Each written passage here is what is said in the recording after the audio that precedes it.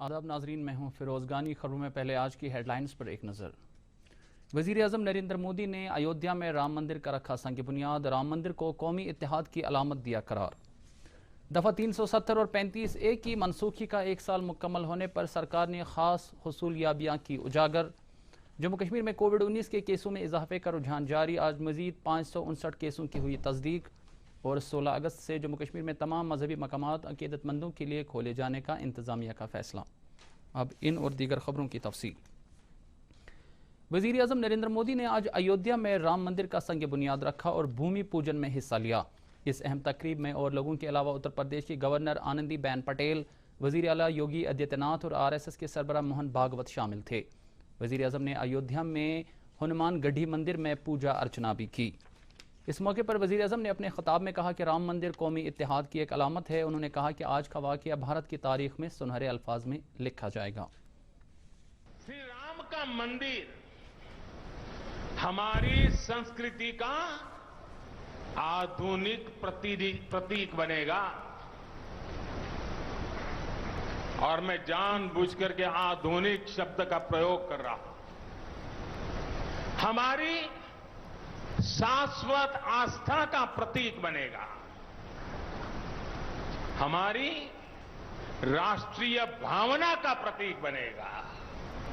और ये मंदिर करोड़ों करोड़ लोगों की सामूहिक संकल्प शक्ति का भी प्रतीक बनेगा। ये मंदिर आने वाली पीढ़ियों को आस्था, श्रद्धा और संकल्प की प्रेरणा देता रहेगा। राम मंदिर के निर्माण की ये प्रक्रिया राष्ट्र को जोड़ने का उपक्रम है।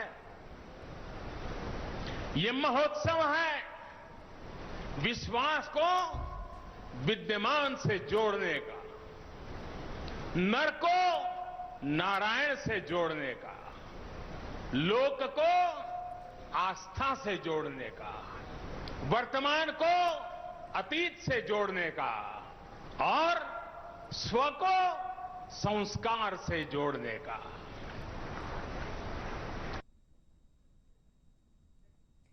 یاد رہے کہ گزشتہ سال نومبر کی 9 تاریخ کو طویل عرصے سے جاری تنازع کا فیصلہ سناتے ہوئے سپریم کورٹ نے ایودھیا میں رام جنم بھومی استھاپن میں رام مندر تعمیر کرنے کی اجازت دی تھی۔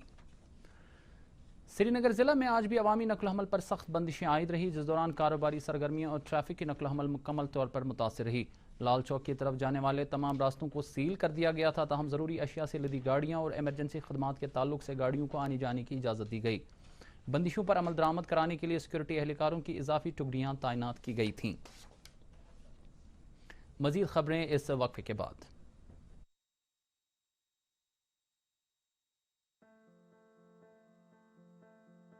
मेरा एक और आग्रह है कि हमारे परिवार में जो भी सीनियर सिटीजन्स हो, 60-65 वर्ष की आयु के ऊपर के व्यक्ति हो, वो आने वाले कुछ सप्ताह तक घर से बाहर न निकलें। मैं फिर से आग्रह करता हूं, 60-65 से ऊपर की आयु वाले हमारे सभी परिवार के जन घर से बाहर न निकलें। National health mission Jammu Kashmir द्वारा जनहित में जारी। اور اب باقی خبریں۔ مرکزی سرکار کی جانب سے آئین کی دفعہ 370 اور 35 منسوخ کیے جانے اور جموں کشمیر کو مرکز کے زیر انتظام 2 علاقوں جموں کشمیر اور لداخ میں تقسیم کیے جانے کا آج 1 سال پورا ہو گیا ہے۔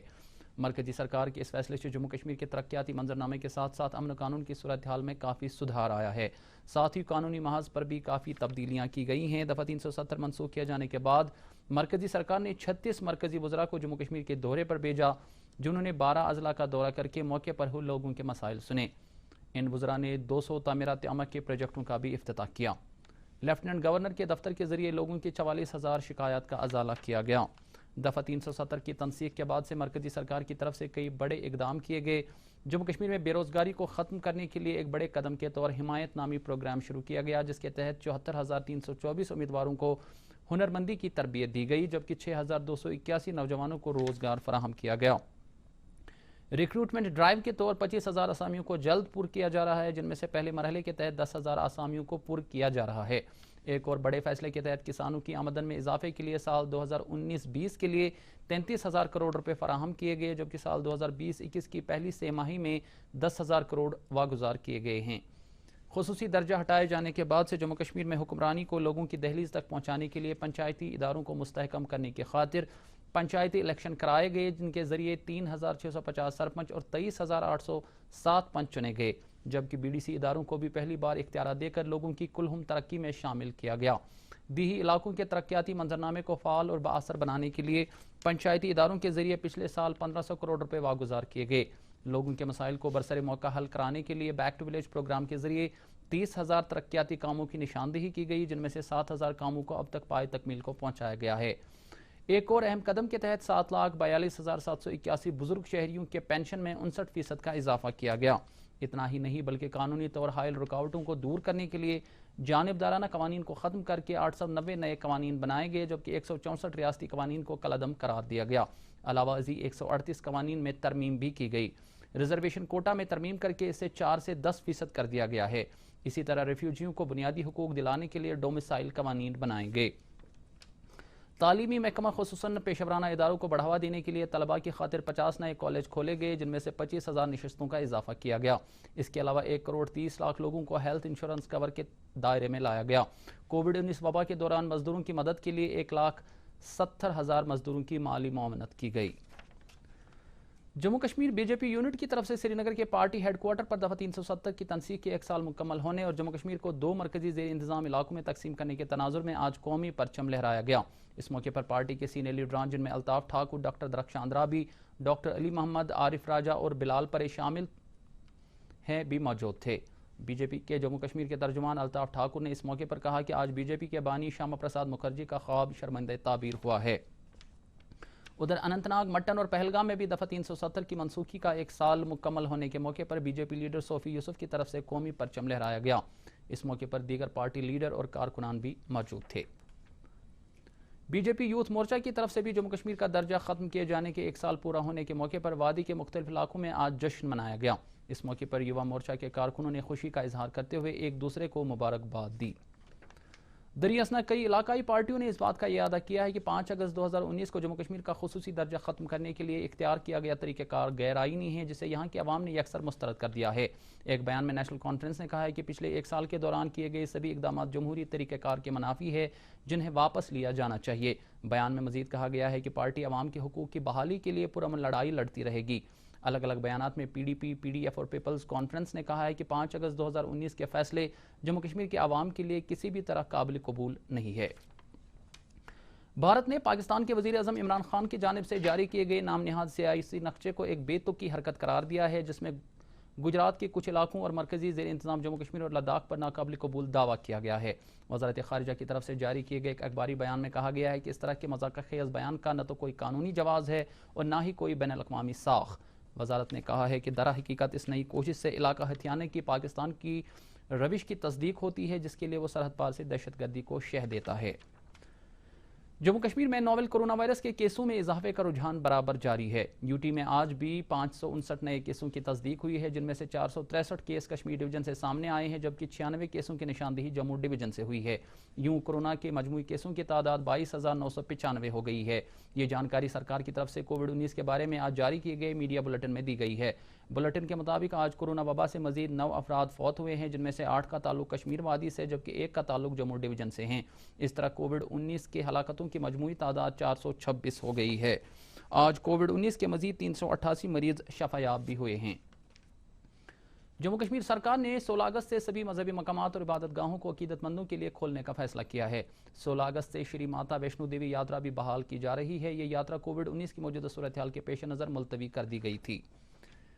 محکمہ تعلیم کے پرنسپل سیکریٹری ڈاکٹر اصغر سامون نے بانڈی پورہ ضلع کے دورے کے دوران محکمہ تعلیم کے کام کاج کا جائزہ لیا۔ ان کے ہمراہ ضلع ترقیاتی کمشنر بانڈی پورہ اور دیگر کئی سینئر افسران بھی تھے۔ انہوں نے ضلع میں کووڈ-19 وبائی بیماری کی وجہ سے متاثرہ تعلیمی سرگرمیوں کی بھرپائی کے لیے کی جا رہی کوششوں کا جائزہ لیا۔ اس موقع پر انہیں بتایا گیا کہ طالب علموں تک پہنچنے کے لیے محکمہ تمام ممکنہ اقدامات کو بروئے کار لا رہا ہے تاکہ ٹیچنگ لرننگ پروسیس کو کمیونٹی کلاسز اور ڈیجیٹل میڈیم کے ذریعے جاری رکھا جا سکے۔ ضلع کے سی ای او نے پرنسپل سیکریٹری کو مطلع کیا کہ کیبل نیٹ ورک کے ذریعے بچوں کو ٹیلی کلاسز کی سہولیات بھی دستیاب رکھی گئی ہیں جن سے 30,000 طالب علم مستفید ہو رہے ہیں۔ مشتبہ ملیٹنٹوں نے آج بعد دوپہر بن بازار شوپیان میں سیکورٹی عملے پر ایک گرینیڈ داغا اور فائرنگ کی، تاہم اس واقعے میں کسی کے ہلاک یا زخمی ہونے کی کوئی خبر نہیں ہے۔ حملہ آوروں کو پکڑنے کے لیے پورے علاقے کو محاصرے میں لیا گیا ہے۔ اس سے پہلے مشتبہ ملیٹنٹوں نے کل رات آکرن کلگام میں ایک پنچ کو گولی مار کر زخمی کر دیا۔ S S P Kulgam گروندر Pal Singh نے بتایا کہ بی جے پی سے وابستہ عارف احمد شاہ نامی اس پنچ کو کل رات 9 بجے ملیٹنٹوں نے نزدیک سے گولیاں چلائیں۔ ایس ایس پی کے مطابق عارف احمد کی پیٹ اور گردن میں گولیاں لگ گئیں اور اسے شدید زخمی حالت میں G M C Anant Nag پہنچایا گیا، جہاں سے اسے علاج معالجے کے لیے سکم سورا منتقل کیا گیا۔